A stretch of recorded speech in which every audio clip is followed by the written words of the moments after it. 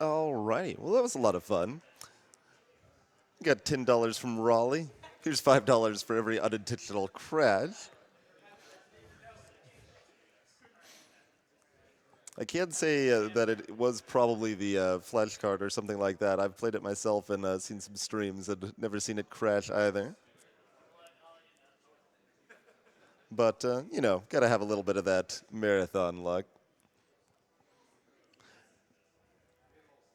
As a reminder, if you haven't gotten your donations in and you are interested in that awesome Die Perler set, $20 or more for the next couple minutes will still get you entered to win that. So make sure you get them in if you want a chance to win.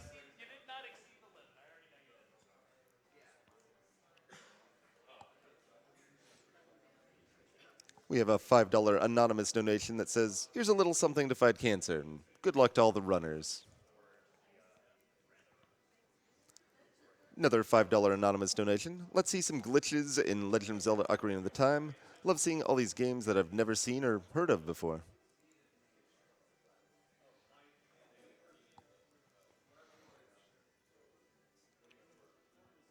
$30 donation from Nino. Says, follower since 2013, first-time donator. My uncle died to cancer in 2008. One factor being that it was detected too late. Thanks for this awesome event, which is getting better and better each year. Thank you, Nino.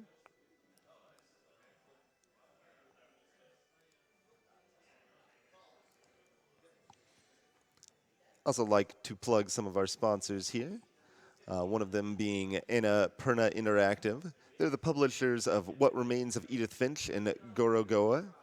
They've got more games coming out soon in 2018 here, including Donut County, Ashen, and Watham. They love creators and creative titles, and you can learn more at annapurnainteractive.com. I know I'm personally looking forward to trying out What Remains of Edith Finch when I get a chance.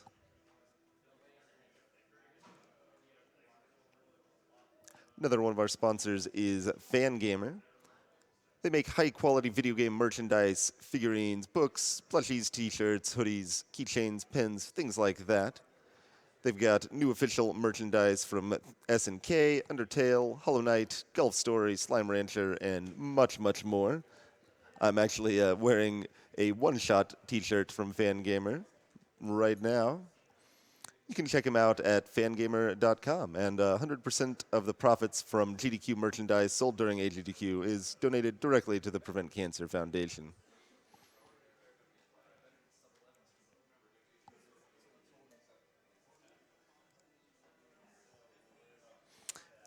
As a reminder, another thing you can put your donations towards when you put them in there are various incentives and bid wars for games. Coming up, we have an any percent Harmony of Dissonance run that will happen if we get about another $900 towards that. We've got the route choice in Fire Emblem 8 with Erica's route currently winning. But if you'd like Ephraim's route to win, make sure you put money in there. We've also got the language choice in Dying Light, with French currently in the lead, and German and Italian trailing in second and third.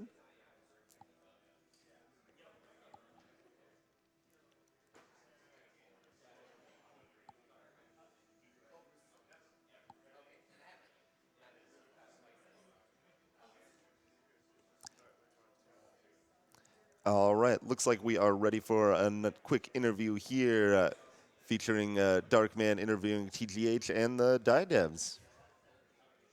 Yeah. All right, guys, welcome back to Austin Games Done Quick 2018. I am Darkman78. With me here is the runner that just completed the Die Run, TGH. Hello. And, of course, his the devs of the game that graciously joined us. I have Lordimus here. He is the level designer and programmer for the game. And then we have Minern, who is the sound designer and artist for the game. So, guys, welcome. Thank you. Thank you. Thanks. First off, great run, dude. That was really impressive. Thanks. Better than I expected in marathon setting, but yeah, that was pretty good. So kind of talk to me about like Die. Like knowing you as a runner, you've kind of have like a different experience in various games. Like obviously everybody, so many people know you for your Undertale run. You've also been known for your Link's Awakening and Link to the Past runs. Yep. So like, how does Dai compare to running, like compared to like some of the other games that you've done before? It's definitely an outlier, to say the least. I would say, I don't know. Well, Die is definitely the hardest game that I run, Okay. like for sure.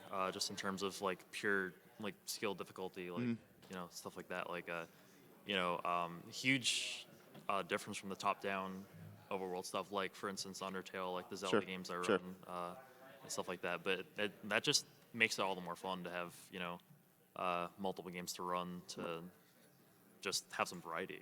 Like, Sure. if I get bored with one game, Yeah. another, and it helps if they're Right. different styles. You know? Right, definitely. I mean, it is maybe a different game, but what kind of like facets of like the games that you run previously, how does that still help you to kind of run, even if the game is like significantly different than before? Well, Die isn't the first platformer I've run. Okay. Yeah, I did run V6 for a while, or Okay. VBV for a while. That was fun, but like I drew experiences from that for Die. Sure. I think Die is a much more challenging game though, and I don't know. It's just like I think the reason I run it, or the reason I got into running it, was just because like once I started to get halfway decent at it, the movement became so satisfying, and Sure. like, it's just one of those things. It's Cool. like just like Super Meat Boy. Like Right. I've heard a lot of things about Super Meat Boy Sure. being that way, satisfying stuff. Sure. But Awesome. Now, I know you had a kind of like a couple crashes in the run that you're not really, used to. I've never seen it happen, for the record. Like I even played the game on that PC earlier and it didn't Right. do that stuff. So So I guess, you see something that's like almost never happened to you before. How do you deal with that, like mid-run? You just have to like adjust to this new factor coming in. Like you don't know if it's going to happen again, and it happened again, after the first time. So like, how do you adjust to that? I mean, just kind of laugh at it and keep moving on. I guess there's nothing really else to do. Right.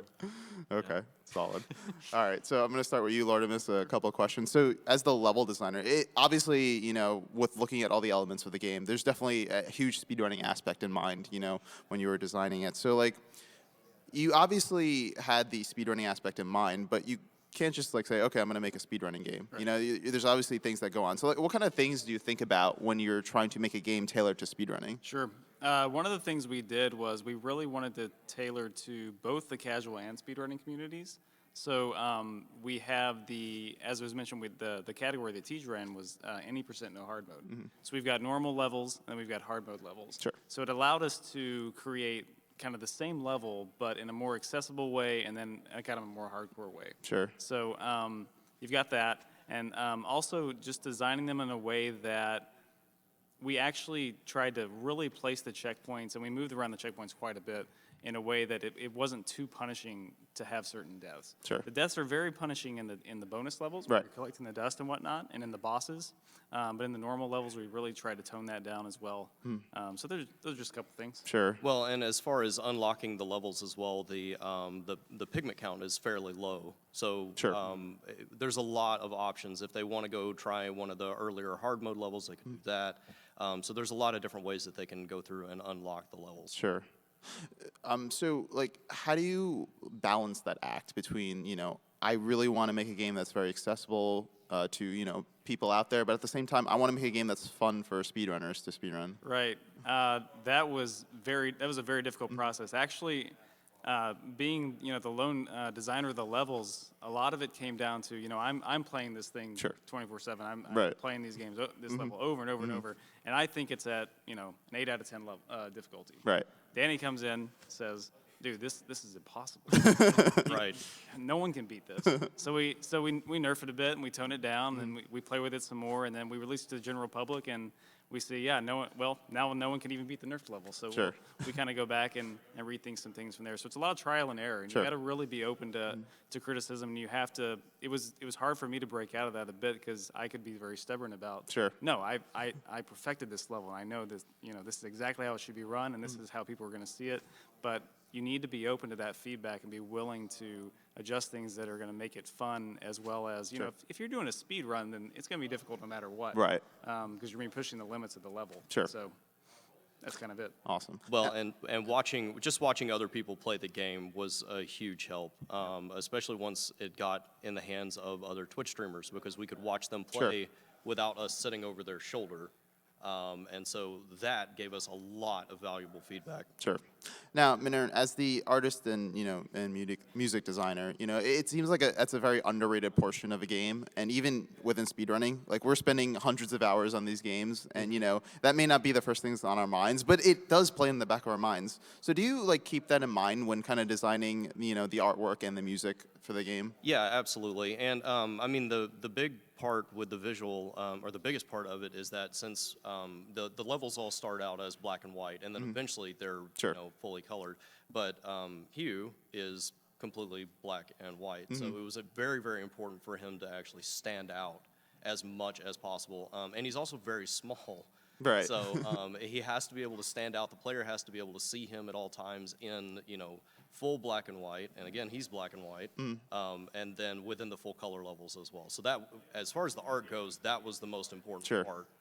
Now, music-wise, do you feel like you need to kind of design music in a way that like keeps people into it, maybe keeps their adrenaline going, or like how do you create music for a game like this? Yeah, absolutely. So I wanted to do something that was very upbeat and lively, and I feel like I kind of accomplished that. So, I loved Danny Baranowski's Crypt of the Necrodancer, Electronic Superjoy, any of those kind of like super upbeat soundtracks I just absolutely loved. Yeah. And so I wanted to try and do something along those lines, just to keep it interesting. Sure. Awesome. All right. So we're going to get into a couple of real quick social media questions. So first question we have from Aaron SMW. TGH, game looks great. How did you find out about Die? Funny enough, I think you guys sent a lot of like Steam codes out to streamers. Right? Yes. That was how I got it. I saw Xander to 10 play it, and he had just bought the game, and basically you stopped in the stream, right? I did. And Yeah. and I think he mentioned that I might be interested. It's just like, All right. yeah. I know TGA's from Yep. Undertale fame, so Awesome. All right, next question we have from Alt Insider FY. TGH, is it weird explaining the game mechanics with the watchful eye of the person that created them behind you? Yeah, it's tough not being able to bash the game too bad. It's like, I actually hate the game, but it's tough to say that. That's fair. to be fair, we've been over his shoulder every stream. It's nothing. And new. everything like negative that I think about the game, they already know. So it's like, Yeah. crashes randomly all the time. So. All right, TGH, final question for you. Have you hugged any goats lately? Absolutely Good. not. Oh, that's unfortunate. Oh, well. All right, final question, Lodamus Minern. Does watching somebody like TGH kind of like destroy your game, live in front of an audience? What's that like feeling to you? Dream come true. Really? Yeah. No, I mean, it's When we started working on this in the beginning, showing up in AGDQ and actually being here and doing this was something that was just like a pipe dream, But now we're here, and it's totally cool to be able to present it to so many people for such a good cause. It's just been everything we could have wanted. Awesome. Any thoughts, Thad? absolutely, and it's incredibly fun to watch somebody just completely,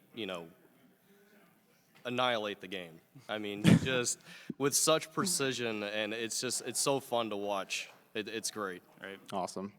All right, guys. Well, that's going to do it for us. Once again, I am Darkman78. With me here, I have TGH, who just ran Die, Lordamus, who is the programmer and level designer for Die, and we have Minern here, who is the artist and music designer. So we are going to throw it back to the host. Why, hello everybody, I'm April Cake, and I'm here for the next couple runs. Looks like we're just about ready for our lovely planet run with Bullets and Sigma. So I'll throw it over to them.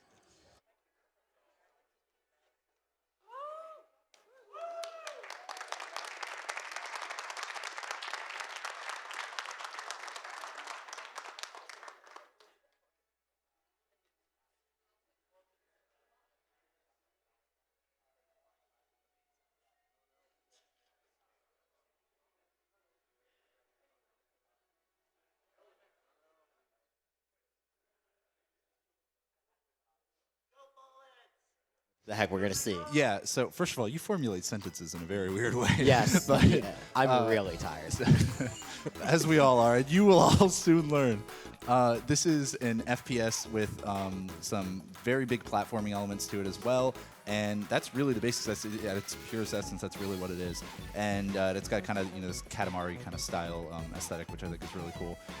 And the big thing that I need to note right now is that in this game you shoot bullets, and one of our runners' name is Bullets, and we're going to try in the game to call the bullets shots, and we're going to fail and call the shots bullets, and you're going to get confused, and it's going to be okay, and you just got to deal with it. All right, all right, all right. Great. Seems totally straightforward. Great. All right, cool. All right, are you guys both ready? Yeah. Let's do it. Let's go. Cool. Hob, just give us a countdown. All right, on go. 5, 4, 3, 2, 1, go. All right, this is a lovely planet.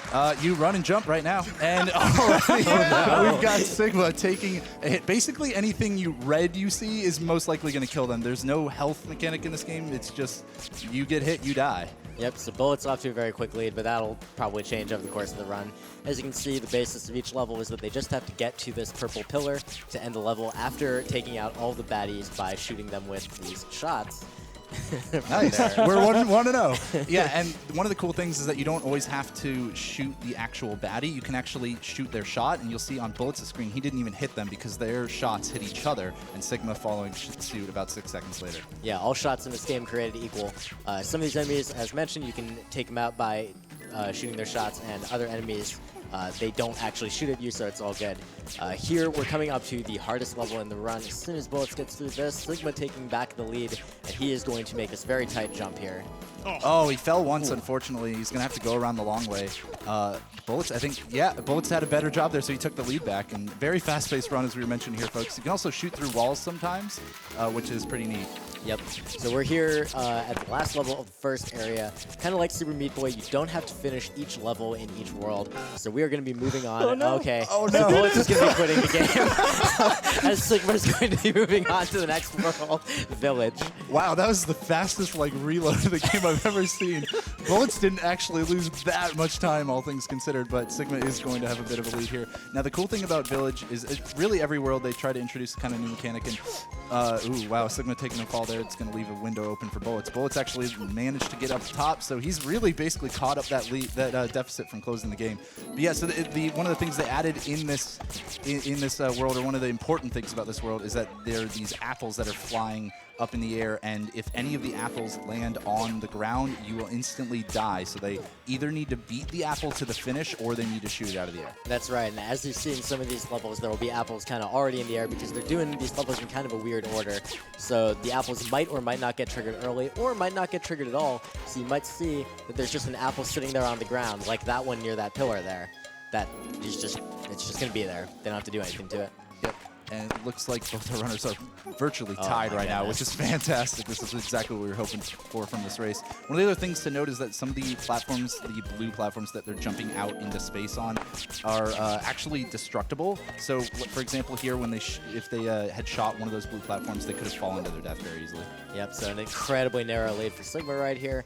You got your first look right there. If you didn't blink at a helicopter enemy, they just have a nice little propeller beanie that they use to float in the air. That looks pretty cool. Wow, it was Sigma maybe a beat ahead, if anything. And nice little shot there. Ooh, Sigma Fawn taking a death, and he's going to have to try this again. Looks like, ooh, still having trouble hitting that enemy, so going to be losing some time here.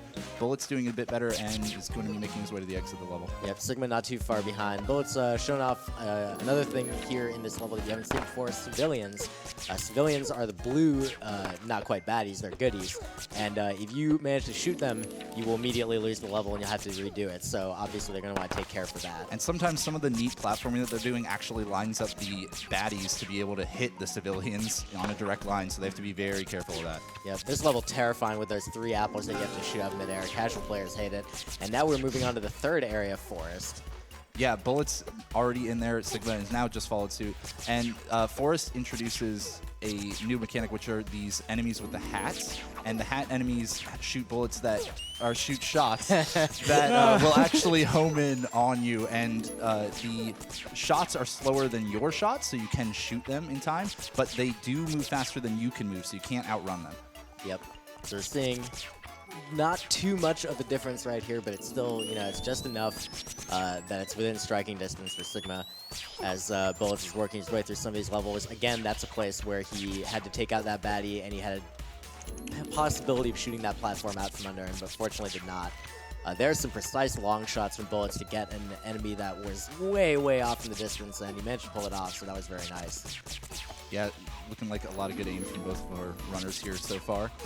And one of the other cool things is that these shots that they're shooting are actually, projectiles, so they are having to lead their targets a lot of the time, especially since they are moving while also shooting. And so another mechanic that you may just be seeing here is these, little fields that make the high-pitched noise. Basically, it's like a timed proximity mine. After a little bit of a delay, it becomes armed, and then if you step into that little white area, you will immediately die. So obviously they don't want to do that, but fortunately it will be pretty much irrelevant in every level based on their routing. Yeah, it's important to note too that when these runners are firing shots at the enemies, if you look at their gun, you can see these blue and yellow kind of sparkles and stars flash off them. Blue means that a shot just hit something, and yellow means that it hit an enemy, or that rather that an enemy died. So they can use that to know whether they're landing their shots or not. All right, so we're seeing about a 1 level difference here right now, where Bullets is still in the lead. But again, that can change at any time. Even one unfortunate death easily eats, up to 10 seconds, and that's enough to even the race again. Yeah, especially with the next world being probably the most difficult in the run. Yep, and some very precise jumping and really nice execution at that level from Bullets as well. Yeah, again, he can't really spam those shots if otherwise he would shoot the platform out from underneath himself, so he has to specifically time all of them, and he's doing a great job of it so far. Yeah, one little neat difference between these two runners is that Bullets is his practice. Most of these levels, he's confident shooting kind of a more minimum number of shots, where Sigma tends to just go with the the spray and pray kind of thing. Well, I mean, he has aim, obviously, but he just kind of throws as many shots out because there's no reason not to. Right, shoots a few for safety whenever he doesn't have to worry about a civilian or a platform. All right. I've totally lost track of where our runners are compared to each other. Bullets is still in the lead for sure, and is going to be coming up on the next world pretty soon, but still trying to take out some of these apples and all these enemies. As you can see, the madness flies pretty quickly in this run. Yep. And in this world, Forest, we are aiming to complete 16 levels. It was 11 in the previous two worlds, and coming up soon we'll be hitting Swamp, and it's going to be 17 there. So not too many levels in the 80% run. The game developers pretty much included like these levels. Oh, Bullets actually shot a civilian there, so that's going to be a pretty costly death, but Sigma takes a death immediately after, so not quite a lead change here. But yeah, probably a bigger death, I would say, from Bullets there, so Sigma to catch up a little time until that couple of deaths in a row, unfortunately, is going to cost him quite a bit of time, and Bullets is heading right on into Swamp with... he missed the Oh, level. he must have... Yeah, so actually, if you don't complete the right... all the levels that you need to, then you actually won't be able to move on, and you can actually skip levels by accident when you think you've completed it if you're not quite hearing the audio. Yeah, this is really unfortunate. Okay, it was 3-22, so he's getting back in there. Sigma is catching up a little bit now. At the end of each level, this is worth noting that they're skipping the ending sequence by pressing tab to go to the next level immediately. But in this case, Bullets just missed the cue and didn't realize that he'd not finished the level. Yeah, he is the first one to head to Swamp, though, and he's immediately having to do some pretty hard platforming and shots. As you can see with Swamp, there are a few different mechanics here. There are going to be some shots that are coming out of nowhere from no actual enemies. That's right, and this also has a ton of fog, so it feels like a nice, good old-fashioned N64 game. Are we not playing GoldenEye here? I thought that's what we were doing. Pretty much. Or Turok, whatever. Yeah. See that one tomorrow. Oh my goodness. Okay, now Sigma has moved on to Swamp now, so it's still pretty close between these runners. And Swamp, as we mentioned, is the hardest world here for both of them. Now, one of the other mechanics introduced in this world... Ooh, Bullets taking a death to those spikes. That's going to be rough for him. One of the other mechanics introduced in this world are the spinning enemies with tops. Yep, they're the little tall red guys with yellow hats. Yellow hats always making enemies more scary. In this case, they make it so that they kind of charge up, and after about 4 seconds or something, if they're still going, you haven't shot them yet, they kill you, period, anywhere in the level. So that is really going to come into play in a couple places. For the most part, they're going to be right in the way, but soon they're going to get to a level where it's going to be really rough if they don't manage to nail one of those from a distance. Yeah, it's a bit hard to tell, but I believe Sigma... until that death was about 1 level behind, but that death might cost him quite a bit here. Again, talking about deaths within, that are only 10 seconds of time cost, but in a 10-minute run, that's pretty much all that it takes. Yeah, and an individual level-based game like this one, you basically can't afford like any serious mistake because it's always based around.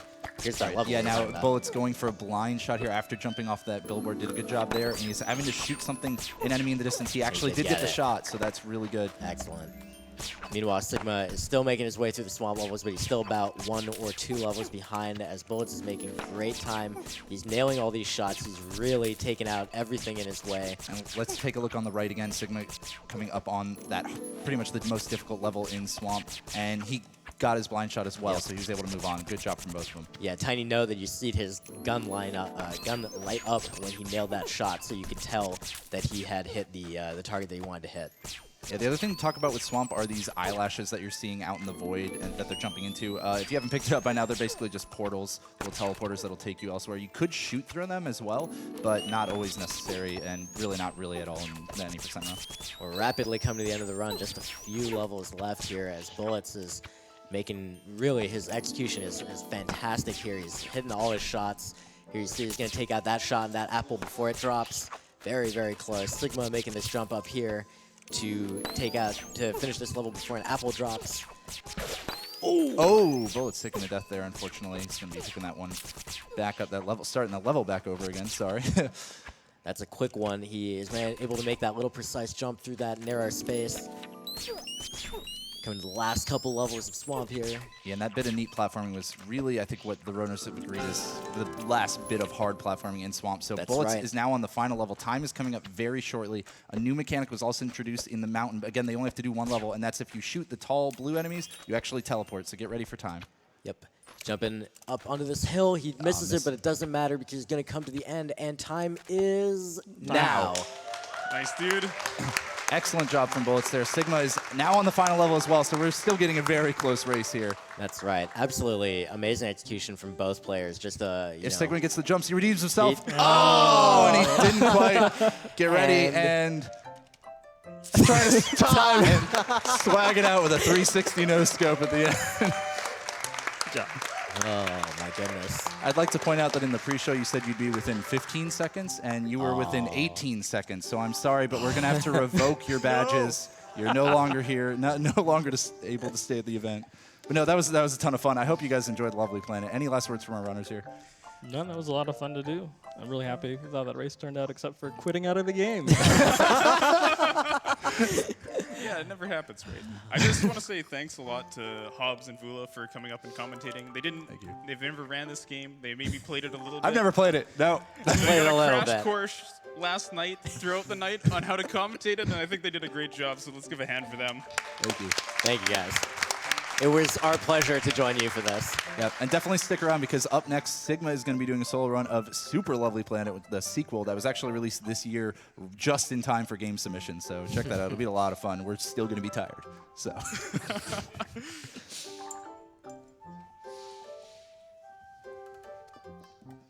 All right, after that incredibly exciting race between Sigma and Bullets, it looks